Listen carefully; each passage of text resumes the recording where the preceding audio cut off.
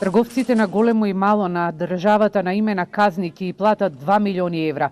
Пазарните инспектори до денеска при извршените 18.000 контроли во продавниците и супермаркетите констатирале голем број на неправилности со цените на прехранбените производи.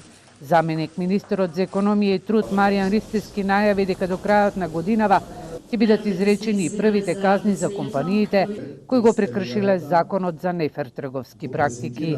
Комисијата за заштита на конкуренција реагира на сите пријавени, како да кажам, недоречености во однос на спроведувањето на законот, посебно од маркетите. Конкретна годината ќе бидат изречени и првите казни, кои што сметаме дека се многу мали предвидени со тој закон. Наредната година секако дека ќе имаме предвидено на многу поголеми и повеќе кратно зголемување на казнените одредби. Ристевски најави и креирање на бесплатен софтвер кој ќе им биде достапен на трговците за транспарентно прикажување на цените, а граѓаните со помош на вештачка интелигенција ќе имаат можност самостојно да креираат сопствена потрошувачка кошничка. Според него, владата ја следи состојбата со инфлацијата. Видете, никогаш ние немаме кажано дека нема да има мерки, ние само ја пратиме будно ситуацијата.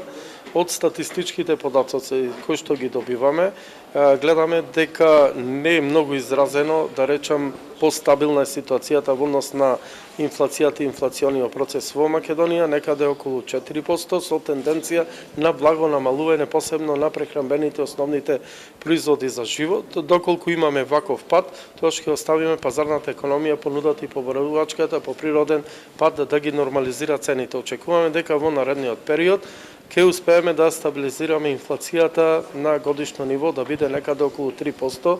Ристевски, кој денеска присуствуваше на 9-та текстилијада во Штип, предупреди дека доколку повторно дојде до нарушување на животниот стандард на граѓаните, ќе следуваат нови построги мерки и санкции.